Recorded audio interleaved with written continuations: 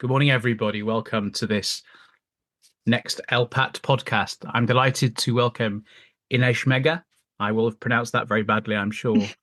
But welcome to the ELPAT podcast. And to start off with, maybe you could tell us a bit about yourself and your involvement in transplant, please. Hi, Joe. Thank you for having me. My involvement in transplant goes around more or less almost 16 years now. Um, so I'm working in Portugal, in Lisbon, being a psychologist and a psychotherapist. I work full time within the liver transplant team. And I also do assessments for living donors for the kidney program. And that's basically it. Excellent. So, ELPAT being the ethical, legal, and psychosocial aspects of organ transplantation European platform, it's crucial, and psychosocial areas are a massive part of what the group does. But as the lead for the psychosocial group, can you explain what particular areas your group explores and considers? Um, I like to see ourselves as a group. We kind of navigate in different seas, Yeah. and I think that's the vision that I have, the paradigm that we work with. It was kind of, if I may, it was kind of funny the way I found out that ELPAT was a thing. Mm. I remember a fellow colleague of mine. She's a surgeon, and she had been in an American Congress or so, and she brought back to me like a flyer announcing an ELPAT Congress in Yeah. Rotterdam. I think it was the year of the volcano, from Iceland. And so I was very excited. I sent a paper. It was accepted. I had everything. I was super excited, and then the volcano went off, and everything went to space because we live in Lisbon, and it's not kind of the center of Europe. But then the next ELPAT Congress, I was able to make it to 2 days because on the first day my son was sick. So this has been a process. A And journey. so I went journey, but I'm persistent. So, and then I went to Rotterdam, and it was amazing. For me, it was amazing because finally I was able to listen to people and to have this kind of conversation on transplantation, so different than the ones that I was used to have it in my work every day, because it was more on surgical aspects or very medical aspects. And all of a sudden, having the possibility to talk about ethics and psychosocial aspects, and it was amazing. And so I wrote an email to ELPAT asking, "Can I join you?" And they said yes, and that was it. I think it was 11 years ago, more or less. And so since then, I think the richness, not only regarding our group, the psychological care group, but ELPAT itself, is this possibility. And I think you share this vision with me, Joe. Yeah. I think for us to talk differently about transplantation, because transplantation is such a complex process, but at the same time, for me, it's kind of a passion. The years go by, and I'm always finding new things. This is happening, or having a Mm. conversation with a patient, and suddenly, like a different perspective. Yeah. It's a world, I think, transplantation. And in terms of our group, we dedicated a lot of our time to a tool that we designed called the EPAT tool. Mm. It was a project that Emma Massey and Fabienne Dobels leads. They were the chairs of our group at that time. And the purpose was for us to design a tool that more or less could help different centers do the assessment of the donors, the living donors, in more or less the same terms. So it was a tool not only for what we were looking for, but how we could access and how we could find some answers and red Mm. flags and things that would help us do the best possible job. Currently, we are working on a project that I'm very keen of, and it is in terms of advocating for psychological care throughout centers across the world. Because if you believe it, for instance, there's this huge center in Brazil. I think it is in São Paulo.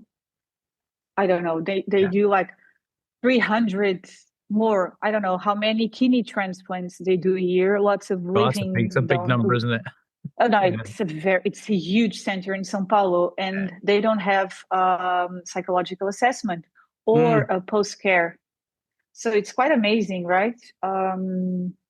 So it's still there's still a lot for us to do, I think, in this field. Yeah, So now our project currently is this one: advocate for the advocate. psychological care, not just the Okay. assessment, you know.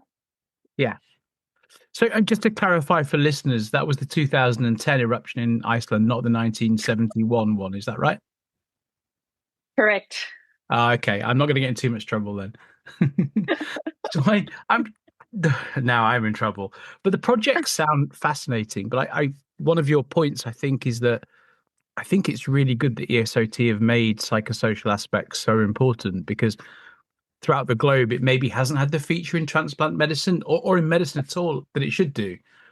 And I Mhm. guess it's really good, but it's one of those areas that is only going to get more important, I think. And I want to push you to maybe a little scan of the future.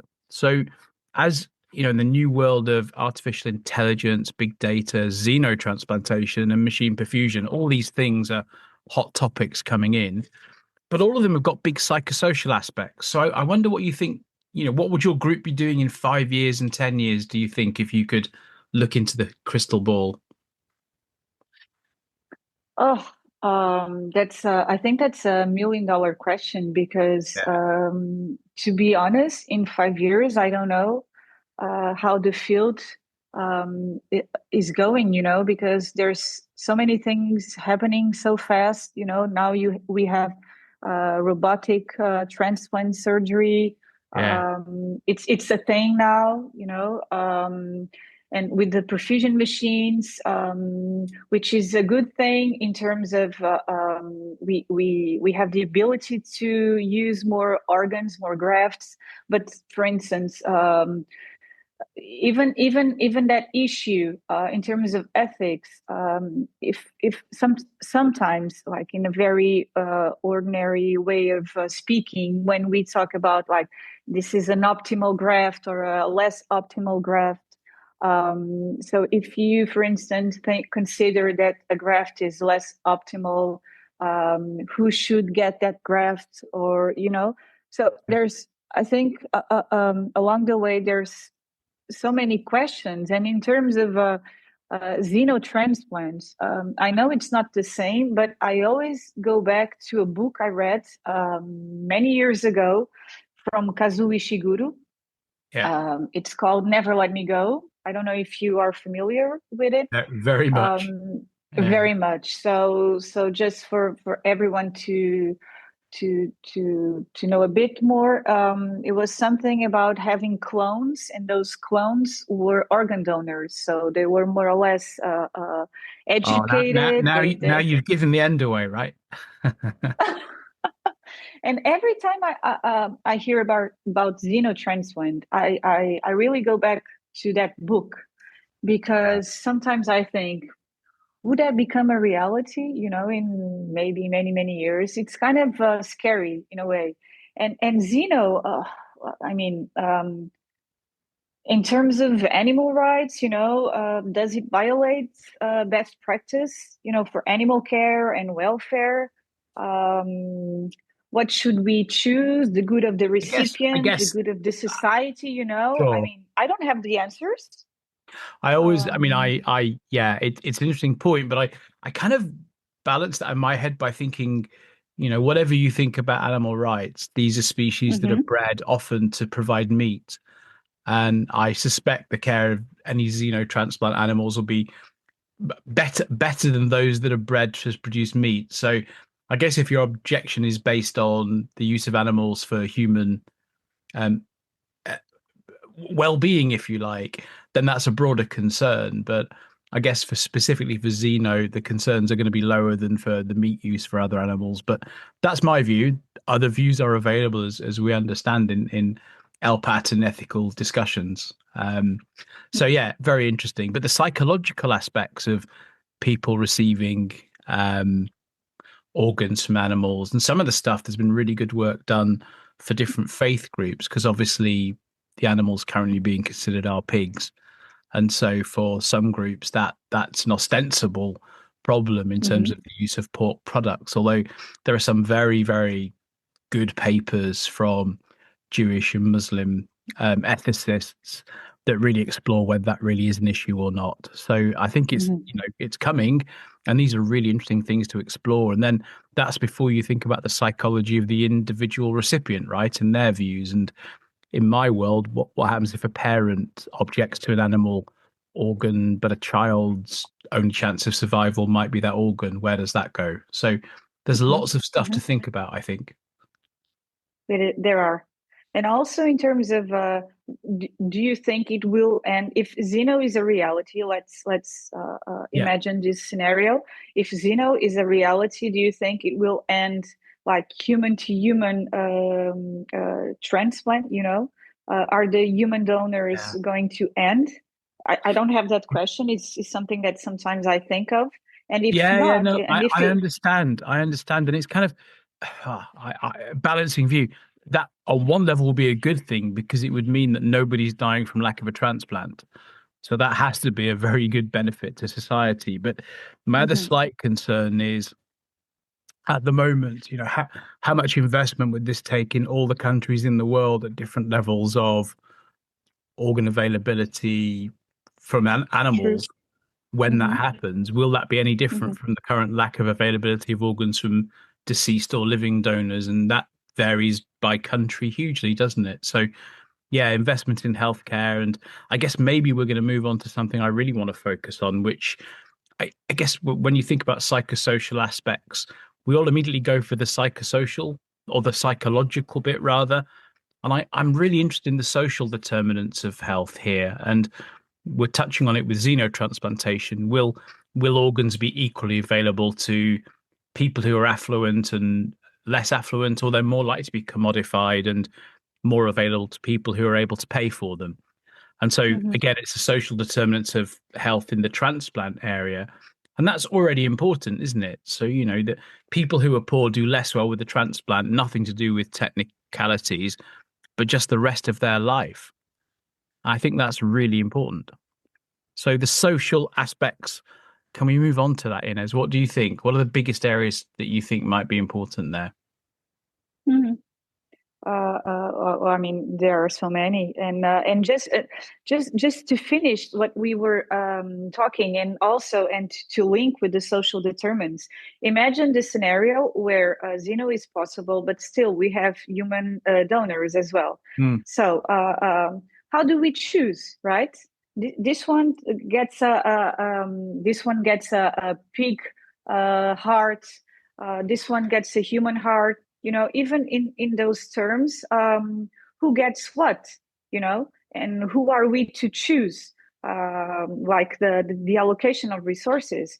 And I think it's already something that we see nowadays, not in terms of xenotransplant, but the current status, because for instance, since the pandemic, and also after the Ukrainian war and all, Portugal, as always, you know, suffers Yeah.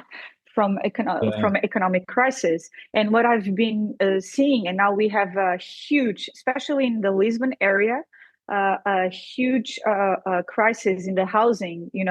People cannot afford having a house to pay their rents. It's a huge problem nowadays, and it starts to affect different areas of one's life. I remember a couple of weeks ago, on the same morning, I saw two patients. They were it was the first time I was meeting them, and both of them, they kind of more for the end of the our appointment, they were saying to me, I cannot afford to take the medication Yeah, as planned by the doctor, because I need, I need to take one pill every 2 days, because I need for them because I don't have the money to buy them before the end of the month, and very good. It's and it's for such an instance, important thing, right? and it's a reality, and Yeah, those were the patients that told me that. Can you imagine the number of patients that aren't telling those things to not their being physician honest about it because because they're they are embarrassed. not Yeah, being honest? yeah, And it's not a question of non-adherence, like yeah, it's a different thing. Obviously, it's non-adherence in the aspect of you are not doing what your doctor told you to do, but I think it's something else, as you were pointing, yeah, and yeah. that interferes with the equity in access for a transplant, and That- those are issues that I don't think it's on an individual level to be answered. You know what I mean? yeah, It's a broader absolutely. thing. Uh, People work, and I'm talking about patients that work, and still they don't have enough money to pay their bills, to pay their rent, to pay their medication, and we have a public health system very similar to yours. So imagine if it was a private one, yeah. um, such as the in the US, for instance. And Yeah, I guess every otherwise, system has issues, but I think I mean, we're seeing this across the board, and the outcomes are determined by social aspects far more. Michael Marmot's stuff in the Lancet series really kind of opened everyone's eyes to that. But trying to get government to do something about that is really challenging. And for all of us, we have this world that wants to pay fewer taxes and have more healthcare, and it doesn't really work because funding for things like this is so important. Children who can't mhm, come to their outpatient appointment because their parents can't afford to bring them, parents mhm. who end up buying poor food choices because they haven't got money yet. They've had a child who's had a transplant, and yet they've got accelerated risk of cardiovascular disease going forward. So this is a really interesting, complicated Mhm. area. And I guess it's not up for transplant professionals to fix society, but it's very much up to transplant professionals to consider the social aspects, I think outcomes, and what they do, right? it's mandatory, because if we think about our patients as patients having chronic illnesses, we know how Mm, that undermines employment, job security, because many of our patients are on sick leaves for many months, years, and so you see, it's kind of a pyramid scheme, right? If they don't have like the security, the basic security, like the housing, if you need to worry about food and your not missing your employment. So if I have patients that they say to us, I cannot afford coming to so many appointments because my boss doesn't allow me to come, and I cannot lose my job, yeah, and then you will have people like they have to choose, yeah, and I think it's terrible, those isn't are it? the majority of our patients. The majority of our patients aren't the healthiest one, you know the rich ones. Obviously, we also have those patients, but they are not the majority, and I think we need to work for the majority, Yeah, agree. and not and sometimes I see physicians, because they don't know the context, because sometimes patients, they don't feel at ease. It's very difficult and kind of embarrassing and humiliating for someone to have to admit they are poor. I don't Yeah, take my yeah. medication because I don't have the money. And so the doctor doesn't know, Super where important. this is going, right? The doctor doesn't know. What the doctor thinks and Yeah. judges is that this patient doesn't adhere or he doesn't care, like for instance. And sometimes it's not the case. And so, in terms of psychological intervention, I think one of our responsibility is to get to know the patient, get to know the Yeah. context, many, and it's him, the circumstances, you know. Okay. So two more things to speak about and not much time to do it in, actually. These podcasts are always a little bit too short. But I guess I also wanted to bring you on to another social aspect, if you like, and that's the idea of faith and values in both organ donation and transplant.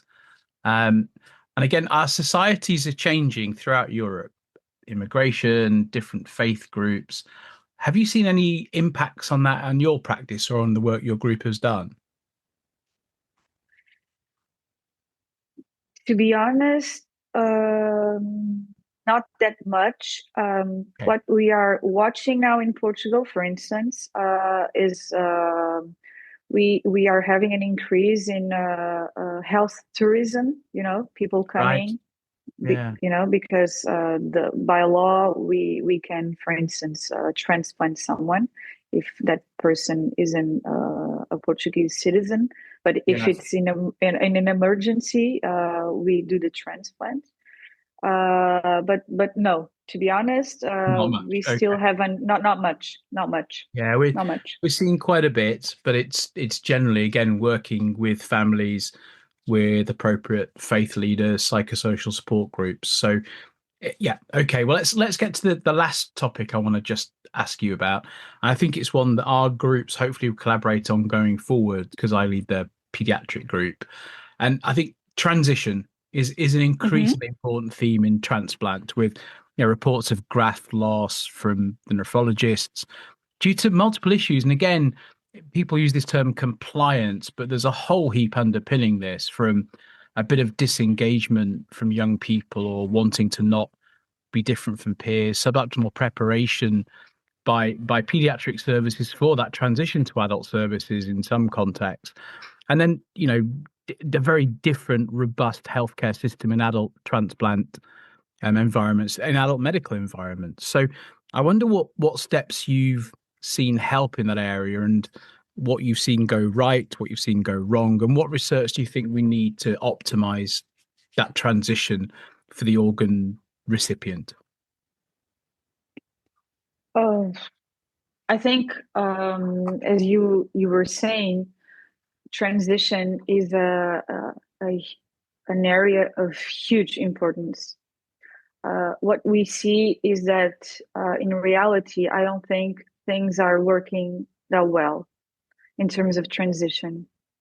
A couple of years ago, I heard, I don't know if it's true, maybe you can help me on that one, that King's College, in the liver unit, they were supposed to have this transition unit with a full-time psychologist. I don't know if it's a myth or if it's true, but when I heard it, I thought, oh, that's an amazing idea. But in practical terms, that's not what we see, I think. And as you were saying, it's a very challenging stage. And I think it has so many factors that contribute to that complexity. For instance, if we think in an adolescent, a teenager, as you were saying, every teenager wants to be. They don't want to be different, right? When you are a teenager, you don't want to be different. You want to like dress the same way your peers do. Um, you want to have the same hairstyle. So imagine having to go on dialysis or having to take insulin or any other stuff. And I think that undermines their self-esteem. It's Yeah. a very huge area because sometimes what we see is that these patients, these teenagers, they tend to go to the other opposite when they are feeling so depressed. Sometimes they are feeling so different and isolated. They tend to compensate. Mm, A disclaimer. I'm I'm a psychoanalysis fan, and Mm. so many times I think in those terms. Yeah. End of disclaimer. End of And so disclaimer. for That's okay. end of disclaimer. And so, for instance, you can imagine this is very common. You see that our patients, the teenagers, sometimes they have to compensate this lack of self-esteem and this depression by being grandiose, in terms of narcissism. And so, what you see is patients that to be honest, they kind of pass the message that they don't give, they don't care. They don't care about the disease. They don't care about the physician. They are very independent, very autonomous. They do what they want.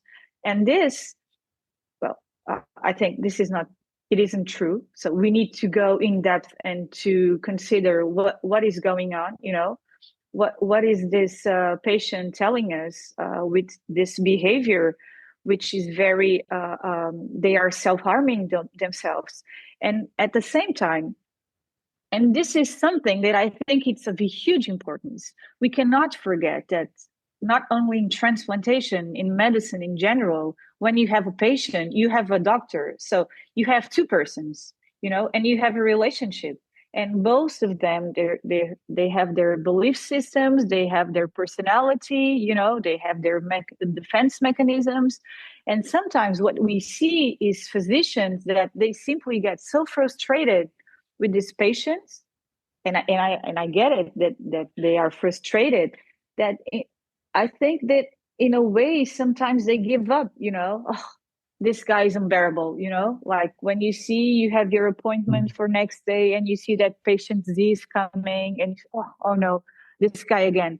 You know, and I think we need to stay curious. We need to be empathic.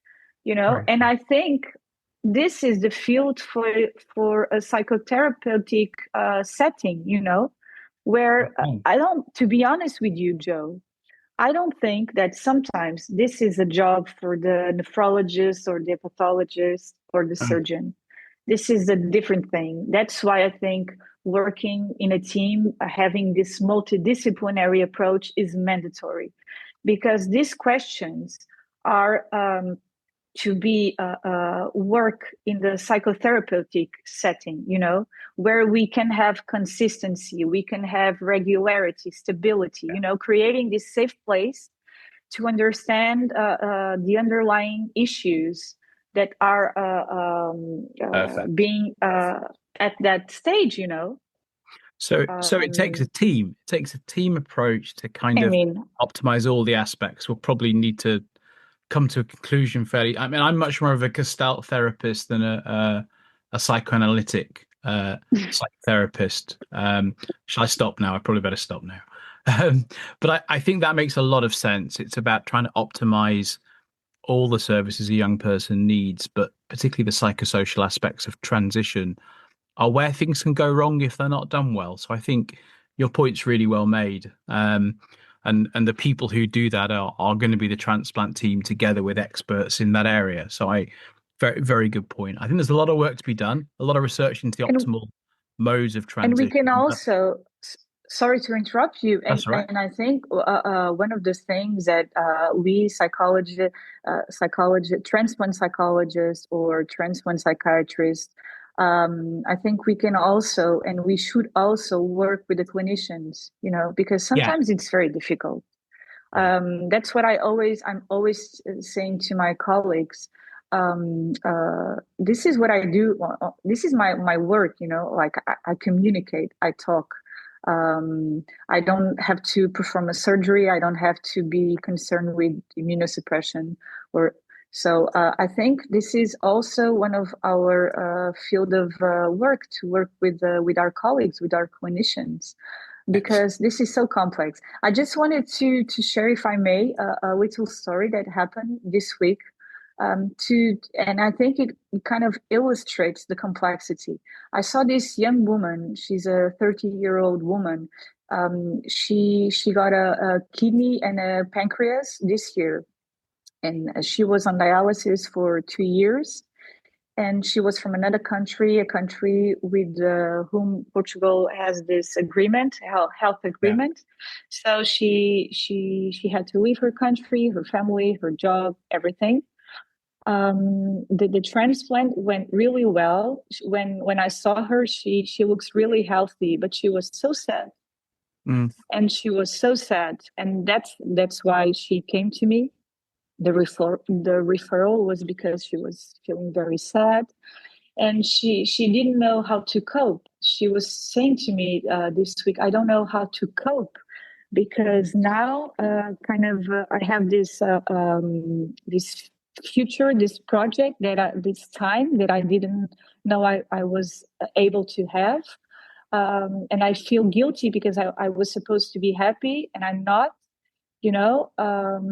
and you see, there's so much going on, and also because she found out some things about her donor, and her donor had died by suicide, and this was a huge shock for her. How can I process all this information? And this is someone that I'm going to work with. Hopefully everything will go well in the future, but just to let you know that even when your blood tests are amazing and the patient looks amazing, sometimes it's not what the patient Okay. feels. I think that's a really important place to leave it because it's all about individuals and people. And yes, your blood test may be okay, but you may not be.